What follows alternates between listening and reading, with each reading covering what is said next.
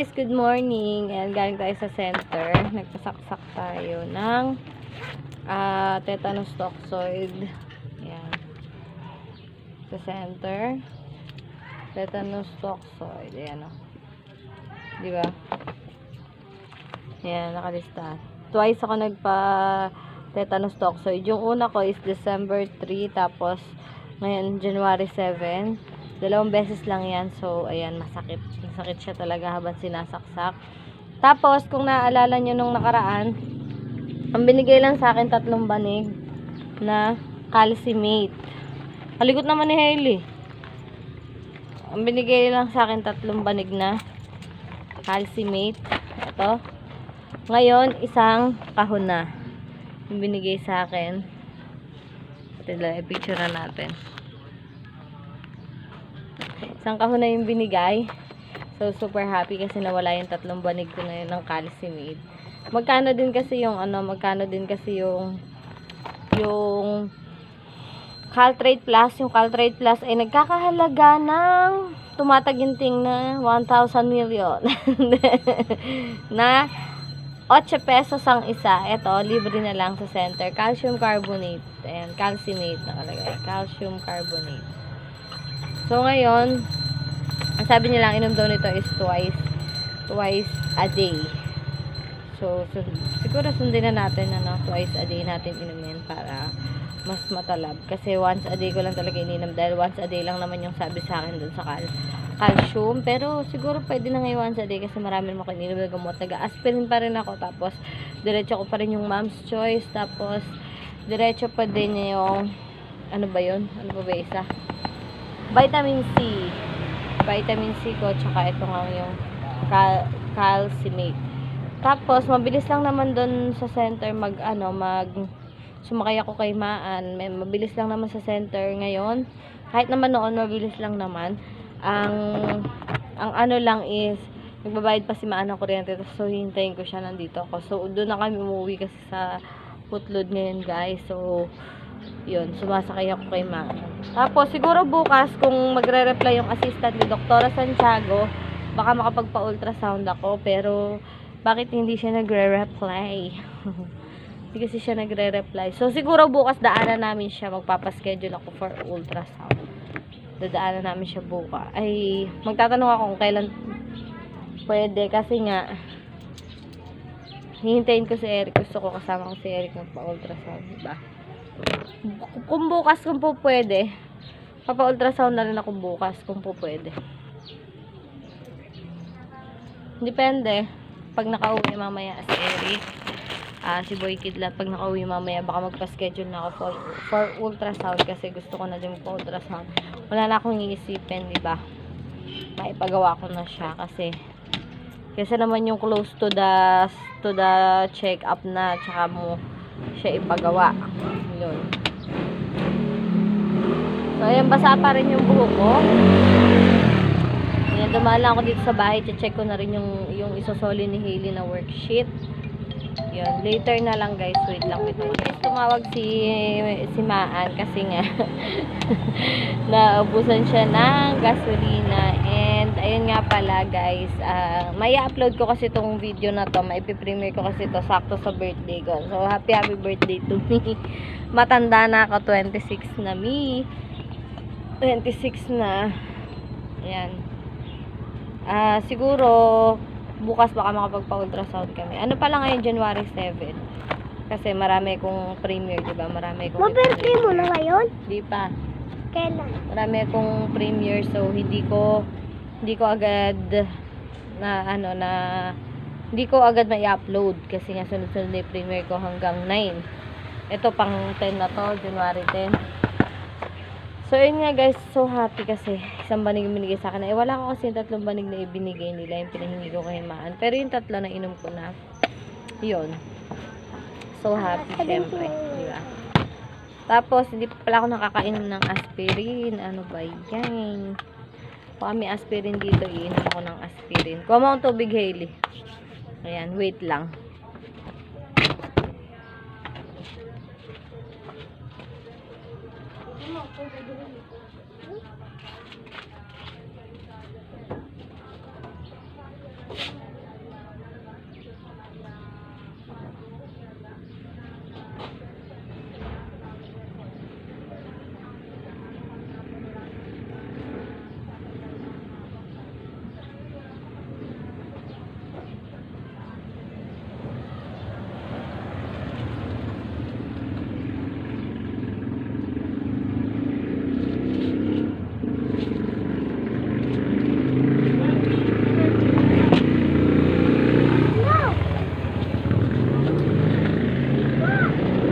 So, wala pala guys sa aspirin. Wala akong makita nung nakaraan kasi meron.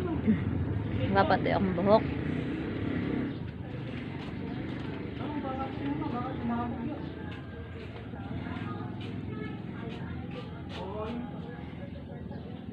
Hailey, may aspirin ba dyan si nanay? Hingi mo ako isa. Aspirin.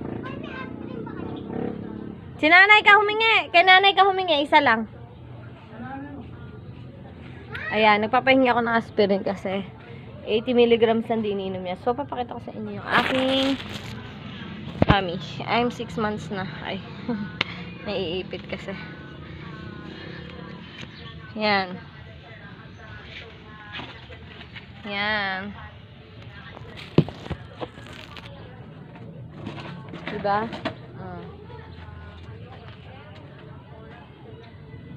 Super big. 6 na yan. 6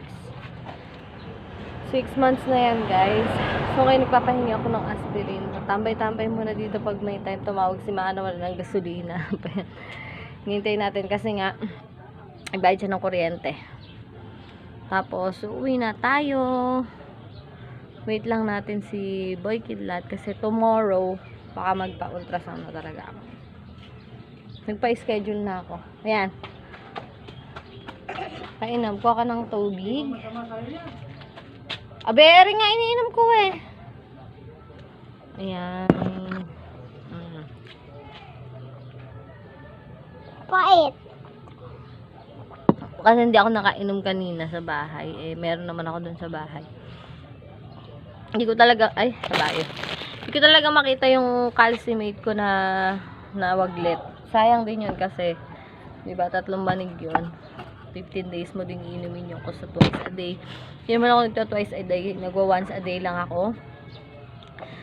Ito kasi, ang ginagawa ko dito, once a day lang. Pero ang sabi dun sa center, twice a day. Kasi sabi naman sa akin ni doktora is once a day ko lang siya ininom. Kasi siguro marami na akong masyadong gamot na iniinom para mag twice a day pa ako ng calcium.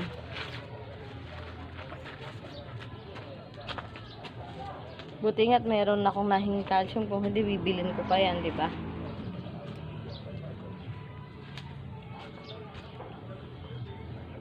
Patuloy tayo ng buhok. Ayan, kaya ako nagpaiksi ng buhok, guys. Kasi, ayan, gusto ko na rin mawala yung kulay ng buhok ko. Pinaiksian ko na siya, pinadiretso. Tsaka gusto ko na yung diretsong cut. Okay na yan. Hindi na ako magpapaiksi ulit. Tama na yan. Yun. Hanggang sa mga nakmak ko, okay na yan. Ganyan.